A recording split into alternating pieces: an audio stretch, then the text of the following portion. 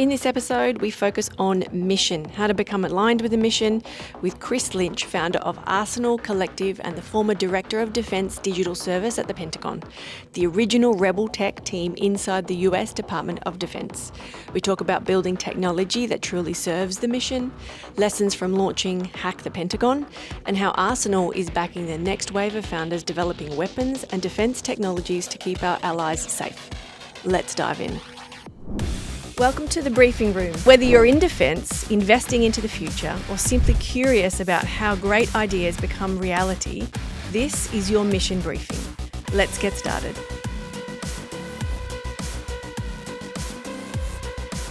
I will kick off anyway, and I saw that in the amendments in terms of the phrasing for the company, you're now called a collective. There was already somebody else who was using the fund for the actual name of the fund. And rather than have any sort of collision issues on registration, we went with collective. And the idea was, I don't know, a little bit like my last company, Rebellion, where we have multiple, like we're bringing together a bunch of different people into this and how we approach problems in national security and defense. So I think it works quite well. How do you go in the UK with Arsenal, the word being referenced? Is there any ever reference to the football team? It is not a reference to football. It's not a reference to football. Very, very far from football, I imagine. I mean, only in that you hope that it helps you win at the end of the day. Correct, yeah. Yeah. You will have a lot of Arsenal fans loving you just simply because of the name. I know that for a fact. I could just say, what's funny is that I looked up because I know nothing about football. And I was like, oh, it could be a cool slogan is "We are Arsenal." And I looked it up and I'm like, oh, I guess it's used for this football thing. Correct. Yeah. And I knew it was going to be big. And I thought, I wonder if, what challenges you had around that. Hence the question around the name. Yeah. But anyway, so tell me, Arsenal Collective, not being football, what is your focus? Not being football. What is your focus? So the idea of Arsenal Collective is that we have a venture fund that is investing in weaponry and the manufacturing of weaponry. And the idea is that there are incredible funds and investors that are coming in and they're doing a lot of great work with dual use technologies. Yeah. And we wanted to be a partner around the area that sort of sits in between, which I'll call single use. And how do we bridge that gap? Because a lot of times the things that dual use technologies are going to plug into or operate with or integrate with are going to be actual weapons. So Arsenal is investing in weaponry and the scaling and manufacturing of weaponry to make sure that we have the best technology protecting our warfighter. Yeah. And how long have you been going for, Chris? We actually just did our first investment in a space security company, and I'm pretty excited about that. And, I've been on the other side. I'm an operator, so this is my first time being on the venture and investment side. How has that transition been for you now being on the venture side? What's funny is that I've always met with entrepreneurs for a very long time. I love meeting with other entrepreneurs or people who are starting companies or thinking about starting companies. And it's something that I get a lot of energy out of. And doing things from this side where not only can I have the conversations, but I can also hopefully be helpful to them is something I'm pretty excited about. And if you look at this space, and this is true for dual use companies as well, the skill set and the needs of these companies are really different, right? That you've got acquisition, you have some foreign military sales, you might have restrictions around where you can and can't move certain pieces of technology. You have clearances, classified work. And so we really, as we were thinking about Arsenal and what it would do, we thought about something that would be able to jump in and help in all those areas and make it easy for the entrepreneurs. Yeah, it's no different here for founders as well. And obviously, anytime you're working in defence, their customer are going to, the Department of Defence at the end of the day, or somewhere in that pipeline, and the requirements, if they have not come from defence or don't understand the market as much, after a period of time of being in there, like the sales cycles are long, like you said, the clearances, the security level, the ability to be ready to be taking on the larger customers, it's a whole other ballgame. Even if you've operated with large corporates or industry or government in other sectors, defence is a completely different kettle of fish in terms of what's required. And we find that the support is needed in those areas, among everything else as well. But insight, connections, you would know this from the previous work you've done in sort of working closely with founders, but even from the investment side, it's our responsibility as well to ensure that they know about all those parts. So we have connections with people in the States. Obviously, people like Sean, having that role there is key for us, obviously being not based in the States. Do you find that you still need those strong connections as well with those various agencies and industry connectors so that it makes that transition easier? Or do you like to be the organisation that also provides that level of support and connection? I get a lot of first-time founders in defense who ask questions around, I got this really cool piece of technology. I want to sell it to the DoD. That's a big, it's fairly daunting. It may not actually seem like it when you first say something like that, because it seems, you might think of it as, oh, well, I'm selling to like a Fortune 500 company, and you're really not, because it's just the DoD alone with military and civilians is, it's just the people in the organization are something around 3 million people. That doesn't count contractors. That doesn't count, the extended supply chain. So in a way, it's like saying I want to sell to a small country or a very large city. You know what I mean? It's probably the best way to explain it for a first-time founder, not only first-time founder, but first-time founder in defence. Yeah. It is the entire, and we like to be able to share stories, paint the picture as much as possible so that we're really ensuring that those founders understand the journey they're about to go on, because it's long, and unless you have those key pieces in place or connections, the strength of those will be a game changer. Yeah. And there's also a downside to being a founder who's directly selling, and it's a little bit of an advantage to being on the capital side. As a founder, at least here in the United States, you fall under industry. So if you're in industry, there may be rules around when high-ranking government officials have to meet with you. They may have to have a lawyer there. They may have to record it. They may need to have parts of their team. They can't be involved in decision-making. The history as to how we ended up like that is always fascinating, like many things. But if you're on the venture side, it's a little bit different, because you're not directly involved in any sale or thing that's happening. So there are less constraints that you can operate in. And I think that, going back to your original question, that is something where I want to be helpful to the founders who we're working with. I like to be helpful to people who are thinking about building incredible technology for this space, and just make it really easy for them, because let's face it, it's hard enough. You already said it. The sales cycles are long. It's not like you're going to go and be like, hey, swipe your credit card and you're up and running, because most people don't have a credit card that they're actually allowed to commit government dollars to, so they can't do that. And all that seems kind of wonky when you're coming at it from only having done commercial in the past. So, I like to help them as much as I can. Yeah.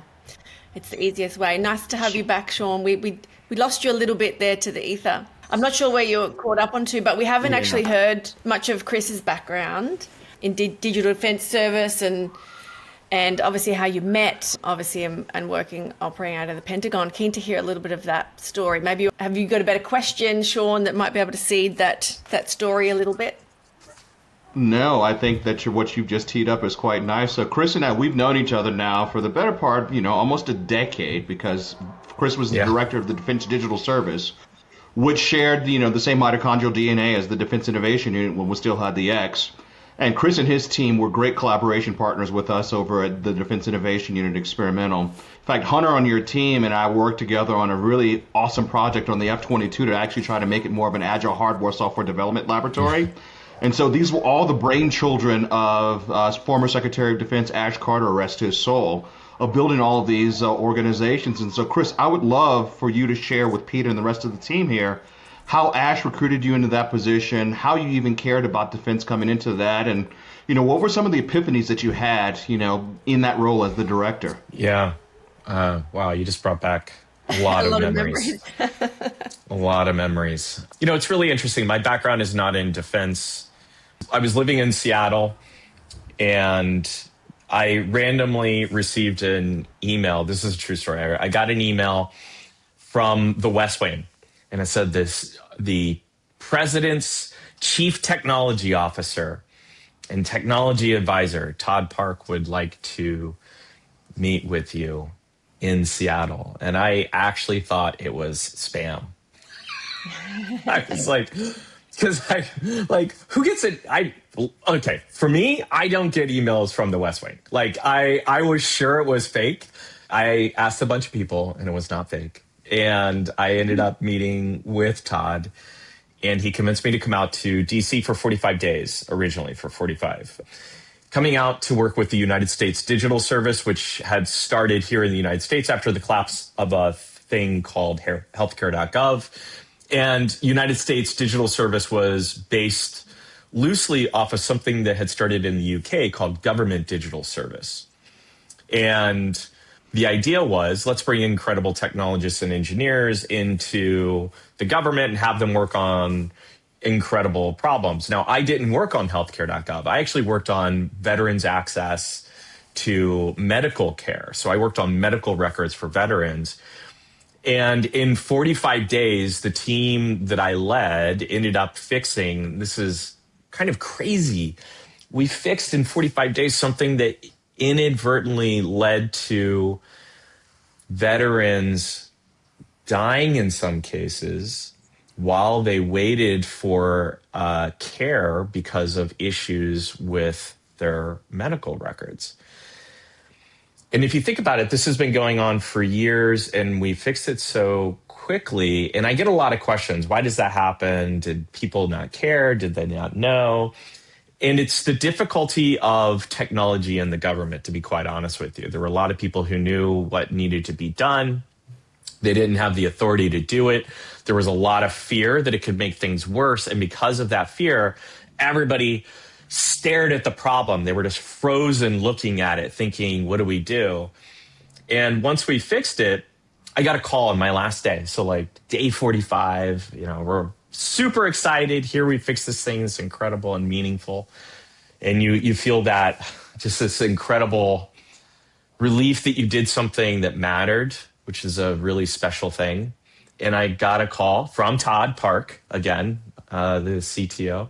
And he said, I want you to go meet somebody before you leave. And he sent me down to the Pentagon, which I'd never been to before, and meet with Ash Carter.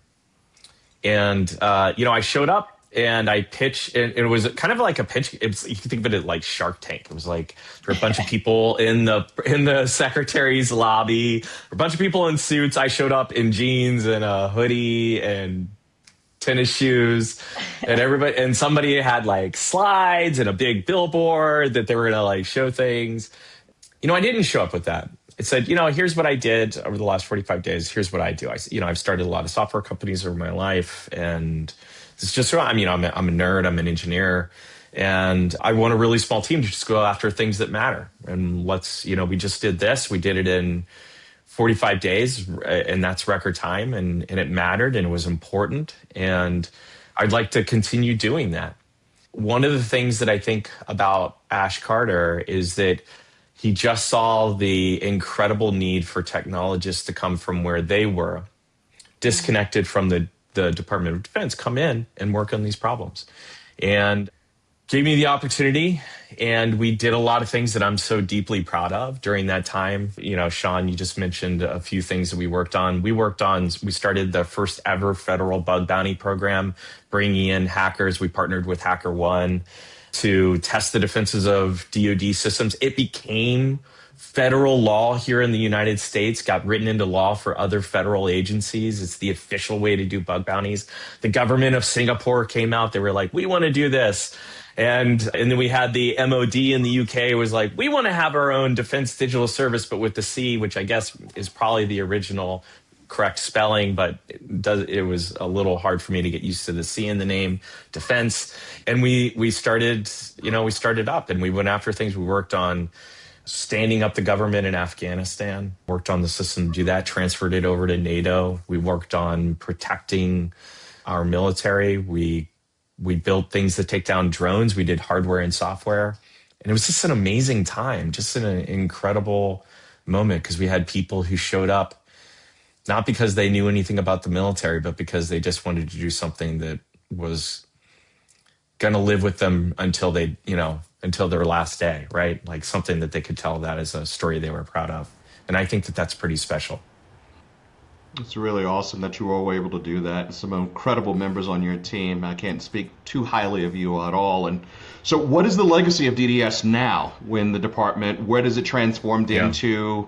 Where does it stand? So when probably one of the most painful things that I have ever done in my life was leaving this team that I founded, this group of rebels who believed that they could do something extraordinary. And I think we were maybe about 90 people when I left. And, I helped recruit a new director who took over the team. That was Brett Goldstein. And the team continued on. And here's the thing that's difficult about working with, I think, all things within government and government agencies, is that over time, anything that's successful, somebody's like, I really like that thing. I would like that thing to be in my thing. I should probably try moving this in. And actually, it's funny because this happened with DIU, as Sean, you're aware of. And Defense Digital Service got moved into a thing called CDAO, which was this idea of how do we merge data and artificial intelligence. It became a new office where they merged what would previously been another AI group at the DoD called the JAKE, and then part of the chief data officer role that they had created. So they merged it into one big office. And here's kind of how I think about that. Over time, the thing that most government agencies struggle with is they like to push things together that seem to fit within the same shape. But what made Defense Digital Service, I think, so special and important was that it was always it was on the island of misfit toys. It was always something that was a little weird. It was a little different, and it didn't operate like the rest of the building, and it didn't have the rule set that the rest of the building had. And I think that it has lost that over time. But I think that the need is still there. And when I talk to people, they're like, I would love to have that back. I would like the old DDS to come. So I think that you'll see those things. And I hear some things about even the DoD version of Doge having some of that they're trying to do. And, so I think that the role is right. There's always the role for the outsider. But it was always about delivery on mission. And I think that people still really want something like that even today. Yeah, thank you so much for that. And I think that last statement, the delivery on mission, is the thing that's so sorely lacking. Is that, as Chris just pointed out, Pete, at DIU, when we had the X, we were blowing and going, doing these great things. And then we were subsumed under an organization called Research and Engineering, which is where it finds itself again today, right? And not to say anything against the folks in R&E, it's just a different perceptual set that you have, right? And so I think what's really important is for folks like us to band together with teams like Chris's to go ahead and have that uniform voice of, like, if you really want effects on target out there, get out of the way. Go ahead and provide the resources that are necessary for these organizations to succeed, and don't engage in the org chart bingo that people like to do when they actually bring things back together to build empires. Unfortunately, Australian government, U.S. government love to build empires. We got to get out of that if we really want to be beyond parity of the Chinese and the Russians. So. I totally agree. Can I just add one? I probably survived 5 different attempts to move my organization under different groups. Like, I must have had 2 or 3 attempts by the CIO's office. I had another one from, it happened all the time. There was another organization who was like, wow, this Defense Digital Service is doing great. That would be awesome to put it under my team so that I look great. Yeah. And it's like, no, that doesn't work. You know, we see that, we've seen that here too. And you mentioned healthcare, medical records, and we had this very similar issue here in Australia with Australian government and various initiatives that have attempted to align everything, bring everything under one, in one place where one login and access all of this data. And of course, it never really goes according to plan because they want to absorb it and everyone wants to own a different part of it or have control of it, and it's a really difficult thing to manage, which makes it really hard for the end user to access their own data.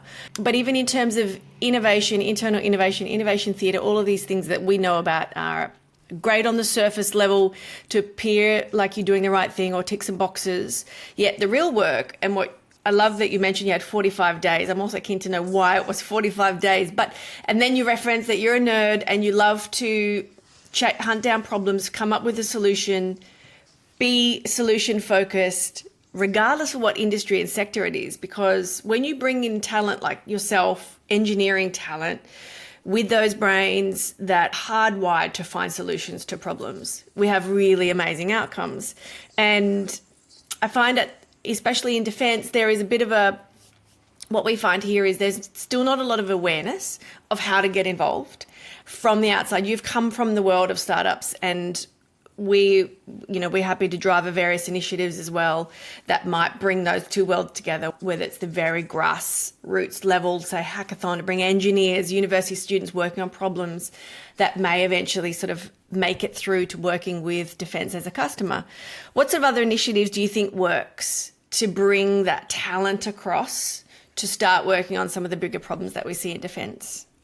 Oh, wow. There's a lot in there. It's interesting. Not too long ago, maybe a month or so ago, I was at a event, and Sean was there as well, and we were looking at things like hacking for defense, which is, a good way to bring military and DoD and intelligence problem sets into universities and put young, excited people onto problems. They don't need to worry about be encumbered by all the problems what's a sales cycle look like? What is exactly. How do I get my clearance? There's something beautiful. That's like a next phase problem. Let's just start with the raw issue, put the energy to it, and let's see what happens, right? I love stuff like that. It's really funny because, you asked why it was 45 days. Why did I come out for 45 days? And I made that number. And the reason I picked that number is because I thought it was such a waste of time for me to help the government and the DoD. I thought it would not result in anything meaningful. I thought it was going to be a marketing ploy. Like, hey, look at this cool thing. We got nerds. I love nerds. Look at them. They're in the room. Right? Nerds are in the house. Yeah. Nerds in the house for 45 days. 45 days. We got these nerds. I love it. You know what? We could totally brand. We could brand something around that. I'm all for it. Nerds in the house for 45 days. Let's see what can happen.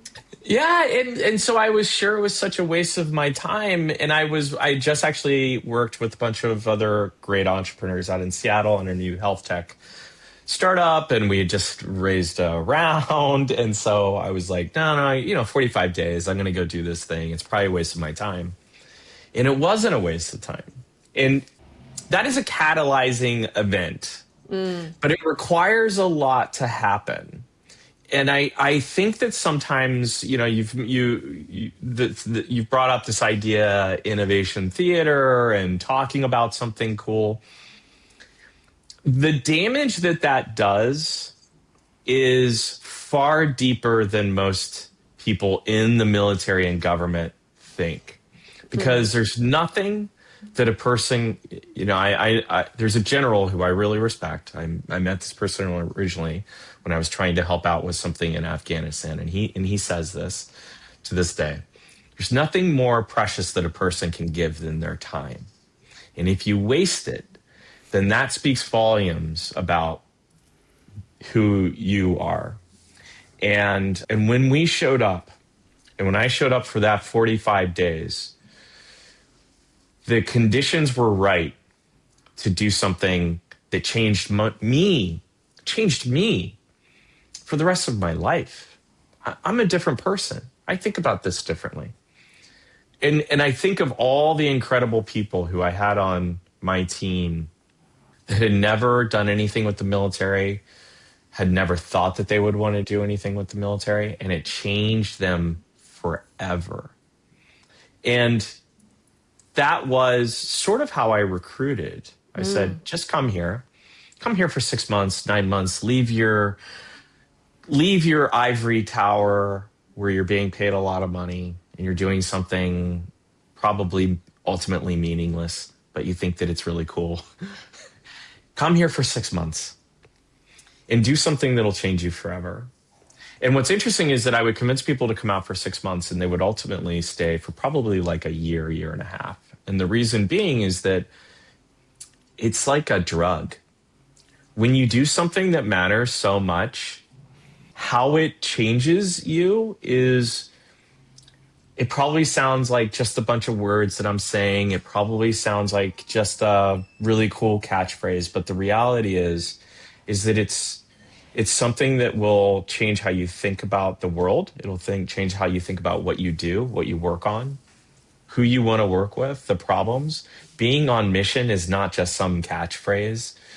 And people wanted to live that experience again multiple times. And that's pretty special, because I know a lot of people who've gone their whole life and have never had anything that feels remotely close to what that feels like. And when you get it, you're like, man, I want to do this again. Yeah. And, it's interesting because I mentioned we had done the first ever federal bug bounty, hack the Pentagon. It was a super cool story. Here we do this bug bounty. We did a simplified acquisition threshold, very exciting sounding, we did like 125 or 150,000. I can't remember the exact number. That we partnered with HackerOne to bring in have them run this bug bounty. It never happened in the United States federal government. And we met with HackerOne, and they said, well, we think that this is going to be, maybe popular. The name is kind of interesting. People are going to find this cool. I said, we might get like 300-400 testers who come in, to hackers who want to join in this. But it was over 1,000. It was like at the time, it was the most popular one that they had. And I looked at that and I thought, wow, this is really cool. And what happened is, not long after, we're doing an award ceremony with, the now late, and I miss Ash Carter so much, but late Ash Carter as secretary. And we have like a 17-year-old who's getting an award, who helped his country. Yeah. He was in high school. I met another 17-year-old who hacked the Air Force, paid his way with bug bounties. He did he won like $40,000 and hacked the Air Force, and paid his way through Stanford, ran the Stanford bug bounty program, came and joined Defense Digital Service, my team. He was 17 when we met him. Yeah. Came and joined our team, and then he ran a bunch of things over at DHS as one of their executives. He's like one of the most amazing hackers in the world. This is Jack Cable. How cool is that? Yeah. Think of these people that you can change their lives. Plus also change the trajectory of their life, like their skills, if they weren't sort of steered into or directed or nurtured at that age, can always go to the other side as well, right? Because smart people know how smart they are often, but haven't maybe worked out the direction of where it can be used as in That's like how right. it can be applied for good. So yeah, look, it's really interesting. And do you get to share those stories though? Because I find there's so much in defence you can and can't talk about, and I think that can be a bit of a blocker into attracting people in. And what people do hear about is usually it's going to the dark side. It's bad, and we're pro-war, and we're this, that, and everything else. Opposed to what you just mentioned, changing somebody's life or having an impact on their country at such a young age with the skills that they already have. And the ability to tell those stories that you just shared is key to that. But whether sometimes we can or can't is usually the difference. This is probably one of my favorite topics. Yeah. Because in some ways, why did a bunch of people want to do Hack the Pentagon? Because it was called Hack the Pentagon. It sounds illegal, Yeah. right?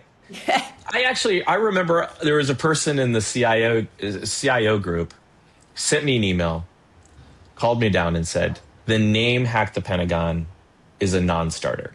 We are not going to support you calling something Hack the Pentagon. And this person was like, no. A better name would be Secure the Pentagon, Protect the Pentagon. I was like, no, none of these sound good. We're doing Hack the Pentagon. It's the challenge part, right? Yeah. And, it's interesting. Later, I would work on this big commercial cloud acquisition called Joint Enterprise Defense Infrastructure Cloud, JEDI Cloud. Who doesn't want to be on JEDI Cloud? Come on. JEDI like, why would Cloud, yeah, totally. So much more fun. So much more fun. And I think of these things, and I sometimes watch us waste an opportunity where we send incredibly senior military or government officials to come talk to people, and we talk about things in generics. Yeah. We don't talk about the heart. We don't talk about the mission. We say the mission's important. Oh, you get to be on the mission. What's the mission? Do you know what? You want to hear something really cool? Is that my team got to build the system that helped put little girls in school in Afghanistan, because it helped with getting that school made. Yeah. To help with where we were going to put voting booths. Come on, who doesn't want to do that? Yeah. Who doesn't want to do that? One of our things that we just wanted to do was have something that you can tell that story and you feel good about it. And I think that it's a missed opportunity when we show up and we only talk about the word mission, but we don't describe the heart of what mission is. The heart of mission is the person who came up, Ash Carter was he was at the Belfer Center at Harvard, and he invited me to come talk with his students. And, I talked about the medical record issue. And I had a woman who came up to me at the end of the class, and she was crying because she lost somebody to an issue like that. I think we have to talk about those things. I think we have to give examples. And if you hide behind, well, it's classified and it's mission, there's a certain type of person that's going to appeal to. They are out there.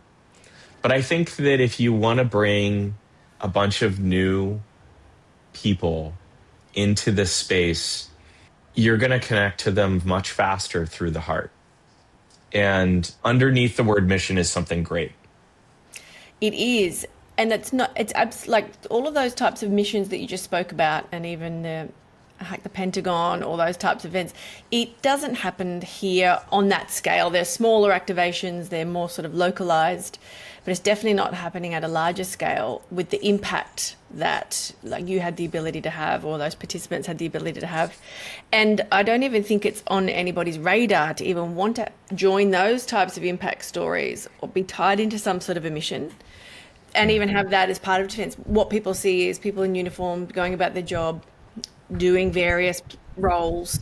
So there's a very different feel about defence. I think the technology is an enabler, enabling more people to get involved, especially now, especially when we're dealing with space. There's a whole other realm of attracting different people into the sector. And we're seeing it more. Can I add something? The last time I was in Afghanistan, I was outside of, I can't remember the city. I was in Kandahar, and I was with a general, an Australian general. And I went there for something totally different than this product that we had built called ANET that we had handed over to NATO for helping stand up the government out there. This is, I'm guessing, maybe into 2017 or so, right around there. And he goes, wait a minute. He goes, wait. Did you guys make ANET? And this is the system to help stand up the government and all that. And we were like, yeah. And he goes, I run ANET. He goes, that's my program. He's like, that's amazing. And he's an Australian general. And here he is changing the lives of so many people who never had an opportunity to have those things. I think it's spectacular. It has nothing to do with where we're from. We can all do it. Yeah. And so is that what you're hoping to achieve now in supporting founders with those types of programs? Or like, what are you focusing on now with Arsenal? So with Arsenal, we're thinking around this idea of, how do we make sure that the person who is out in the worst possible place, how do we make sure that they have the best technology to be safe, feel protected? And how do we make sure that our country and our allies have the best technologies to deter and, if needed, win a war? And I think that that's really important. So Arsenal is focused on the idea of how do we fund weapons and the manufacturing and scaling of the weapons, which is a little bit different, but I don't think that it's actually that different, because if you look at it, technology is one of the greatest influencers of our deterrent strategy.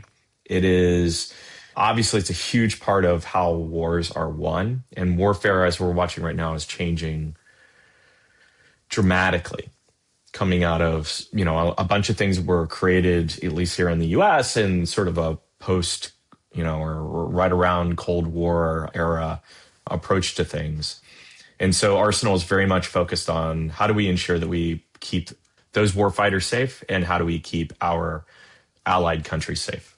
How much of that focus are you looking at or seeing solutions and technology and innovation focused on space? Oh, there's a lot that's happening in space. First of all, I'm a huge Star Wars fan. Clearly. I've named a lot of things at the You've referenced quite a few times so far, so I picked that up. Yep. But let's be honest, space is a incredibly important domain to our way of life, right? If we think about it, one of the cool projects that actually I worked on with Defense Digital Service, we worked on the next version of GPS. I'm like, everybody uses GPS. How cool is this? We get to work on GPS. I would like GPS to still work no matter what. So if you think about it, space is a domain of protection. In the era of something we hear and read about on the news quite a bit, which are hypersonic weapons, space represents an opportunity to make sure that hypersonic weapons are not going to eradicate or decimate, huge populations in an actual conflict, right? Because they can intercept and they can play a critical role. So we rely upon space for communications, and we're seeing all kinds of things now. We've got everything from Starlink to again, GPS, how we get around. So I think that there's just an incredible need to look at space as something that we keep safe and that we also put incredible technology in. So I'm encouraged by the number of startups who are just doing so many cool things in this. Actually, the first Arsenal thing, one of the first deals we looked at was a space security solution. So I think that we're just at the start of it as well. And I think that there's going to be a lot that's going to happen in this area because, technology keeps improving. And from that perspective, I think that it's going to be maybe one of our most important domains to keeping, I guess, that mission of, hey, how do we protect our families? How do we protect our country and our allies? How do we keep everybody safe? Space is going to be a huge part of that. I know it's only earlier days for yourselves at Arsenal, but have you had any international Australian founders come and approach you yet for funding? No. And do you have, no? Come this way. One of the big tricky things and something we work on a lot is working with founders to understand the US market because it's very different. It is challenging. And like we mentioned before, having that wayfinding approach to who to speak to, who to plug into is really helpful. What are some key things that you would love or you've seen or that you could share with us that international or Australian founders should be considering when you're looking at the US market? Yeah, I mean, this goes without saying. Australia is a huge partner. It's part of the Five Eyes community with the United States. It's a, as a moment ago, I was talking about this Australian general who was running ran the program for helping stand up the government and operations in Afghanistan that my team had written when I was at the Pentagon. And I think that part of the thesis of Arsenal is to be a global defense fund. So we're looking at United States allies as being an important part of this. And the reason being is because I think of defense on a global scale as being very important. I worked on a program, I co-founded a company called Rebellion Defense, and we worked on a program where there were, certain platforms were brought in from partner nations. So it's a very common thing that we look to our closest partners in the world to help bring in new technology. And I think that Australia is going to be an important part of this. We see obviously a lot of this happening with AUKUS. And I think that for the Australian founders, as you're looking for, well, once we build, how do we get that into the United States? In some ways, there might be a little bit of an advantage of being outside of the US in some ways, even though that might seem a little counterintuitive. And the reason being is that you can sometimes do sales with different nations and different countries and attract the interest of the United States. And that creates a pretty exciting buying opportunity because if you can find traction in other markets, sometimes you already establish your pricing strategy and you're bypassing some of the ITAR restrictions that the United States has for companies that are solely in here. It doesn't mean that everything is going to be shared because obviously the more you work on classified workloads or very specific types of data that might be trained on things within partner nations, some of that might need to be redone and moved within your product for the United States. But I think that I'm seeing a lot of people who are doing that. I was talking to a company that is out in the UK, and they're seeing a lot of buying interest from various countries in the EU and in Asia. And then all of a sudden, the United States came and they were like, wait a minute, what's going on with this? We've heard great things about it. Can we hear more about what you're up to? Because your product is really attracting attention and buyers in a bunch of these other partner nations, and it's amazing technology. So I think that the rules apply here are probably pretty simple. Build a great product, build things that somebody really believes in and loves, that does what you say it's going to do, and build that traction. And there's a lot of things that are happening in the world today that get it into places where it matters, because that's really, you're always going to find great partner nations want to be a part of that no matter where you're from. And just so to build on Peter's question, Chris, I'll throw this question to you, which is, I think, a standard question we've asked folks in this medium and fast. The Department of Defense, I would love to hear your perspective on this. The Department of Defense buys the best technology, it can get on contract. That there still might be great technologies that do create that sense of FOMO from the international perspective. And you can have a 3 or 4 star that's pounding the table, but if it's not for that junior captain or a senior major, that's the contracting officer that's willing to put their neck out there, it's going to be close to impossible to get it on contract to actually unlock that value. I mean, I'd love to hear your thoughts on that. Are you suggesting that it's very hard to sell to the Department of Defense? Because I am shocked, Sean. Yeah, what's interesting about selling to the DoD is it's not always a rational buyer. And sometimes if you're used to selling things in the commercial world,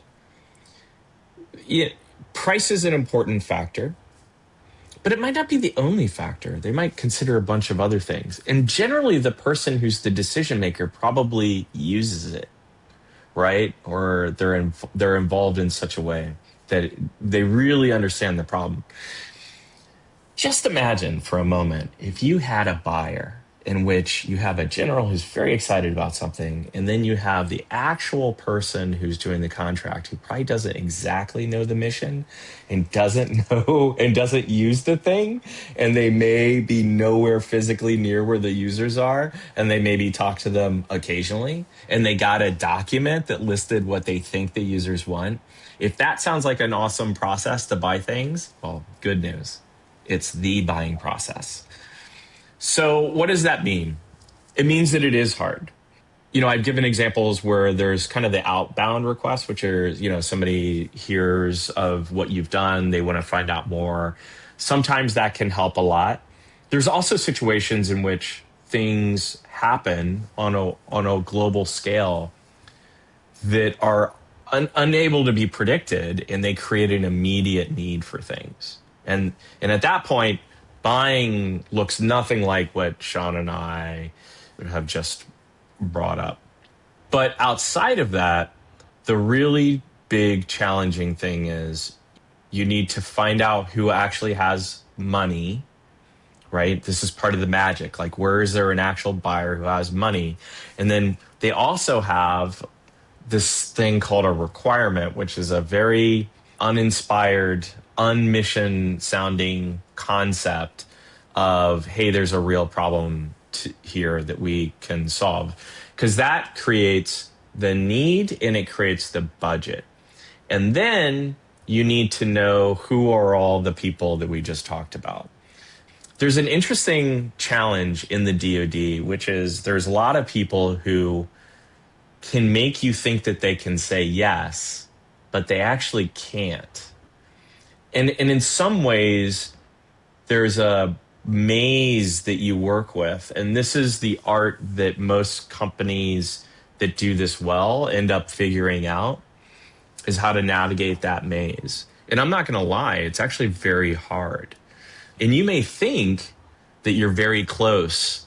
And in reality, you find out, oh man, this person actually is not the decision maker. So what do you do? What's some advice that I would give to companies and founders? First, especially if you were in Australia, I would find somebody like Sean, myself, who has worked in the system, who can definitely get you in front of key people. They may not always be the right person, but they're going to hopefully be able to help you navigate. I think that's really important. That's why just always remember this, especially as you're raising money. Not all money is the same. Money spends the same, but money doesn't help your business the same. And having people who you're surrounded with who can get you to the right place is going to be really important. The second is there are a lot of people who I think wait in this space, at least on the United States side, to begin looking within the congressional area for helping on appropriations. And I got news for you, just because there's an appropriation doesn't mean that you get the money that's in the appropriation. I hear that mistake all the time. That is not the case. But getting an appropriation and then being connected with a requirement is a huge advantage over, I have a need that I'm looking for, but I have no money. Like, that sucks, right?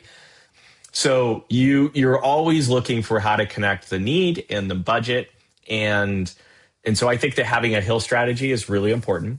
I think that who you bring into your company, you're looking for great either partners that you're working with. And of course, Sean, myself, we have probably a billion people that we could tell you to work with and recommend based off of past experience and, and real history with them. And then point you to people that we trust. And I think that, again, just don't fall into the trap of thinking that money is money.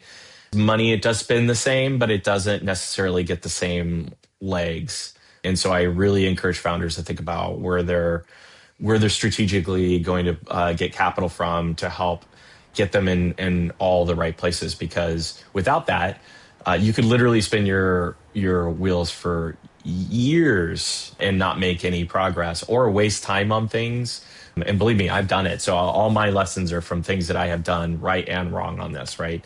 And I think that that's what you need as a founder. You need that experience. A lot of people will give you opinions and it masquerades as advice. I always have this thing that advice is actually based off experience, and most of the time is probably a negative experience. So you're looking for people who can give you really good advice and then help do some of the legwork for you. Great answer. There's so much in there, so much value. We're always keen to see how we can help you or how we can work better together. It seems like we're really well aligned in what we're looking for and the types of companies that we want to invest in as well. But is there anything that we can do from our end to help with your mission?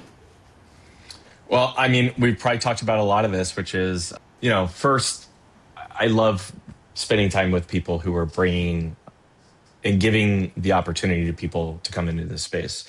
In some ways, that is, I don't want to mistake that as a throwaway answer, because it's not. Like, that's probably one of the most important things. The people who know, there are a lot of people who know everything about this space, and that's great. It doesn't mean that they're always going to be the best entrepreneurs. So we need to have a mixture of both. We need people who are like myself. I can remember the first day that I walked into the Pentagon.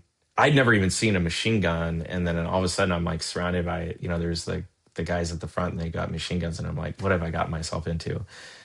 And giving somebody like me the opportunity is really important. The second one is, I'd love to co-invest and work with you all, because I think that, U.S. companies, I think that they should be selling into Australia, and I think that Australian companies should be selling into the U.S. And I think that it's a pretty small view to think of defense and defense technology as being one country, because I think we have to think about it as our allies and our partners in order to make sure that we're winning not only today, but in 10, 20 years. I mean, that's the long game that we have to play here. And in some ways, we can do that better than the government it can itself, because we can have a longer view and be a little bit more patient on how we think about these companies that are coming in. So I'm excited for that. And look, we always like to leave with an invitation that anytime you wanted to come down under, spend any time down here, we're always welcome that collaboration. But we're more than happy to sort of wrap events around you coming along and include you in any sort of initiatives that we have going at the time. So Sean would know whenever he comes, and he's coming twice in the next 2 months actually, so he's spending a fair bit of time on the plane. But when he does come, we certainly like to ensure that we've got the right people in the room listening to these stories, because through your versions of the storytelling, that's probably the most powerful way that we can help shift perspectives here and shift that mentality that it just needs to sort of fit into one box, and we know that it's not like that. And I'd love to share more of what you've done in that history, your own career, the pathway you got involved, the background that you had, and now working in defence. So totally welcome any opportunity that you have coming up for us to keep sharing your story, because that's going to work well for the industry as a whole, I think. Yeah, that sounds exciting. I will definitely take you all up on that. Believe it or not, I've never been to Australia. Stop it. So you need to we need to write it down, make it a thing, make it a reality. Yeah. Put it on whatever board you need to put it on to look at it every day, and set a date, and we will support you at this end by making sure that you get in front of all the right rooms. That sounds like a plan. I love it. Absolutely. I love it. Sounds good. Well, thanks so much for your time, Chris and Sean. We always love having these. We get to do the fun parts of this work, obviously, by talking to people like you. So I really appreciate your time today. Thank you. Thank you so much. Thank you to both of you. Thank you so much. Thanks. Thanks for joining us in the briefing room. I hope you enjoyed this conversation with the people shaping our national security and future capability. If you liked what you heard, please follow the show, share it with a friend, and join us next time for more stories and insights from the front lines of innovation.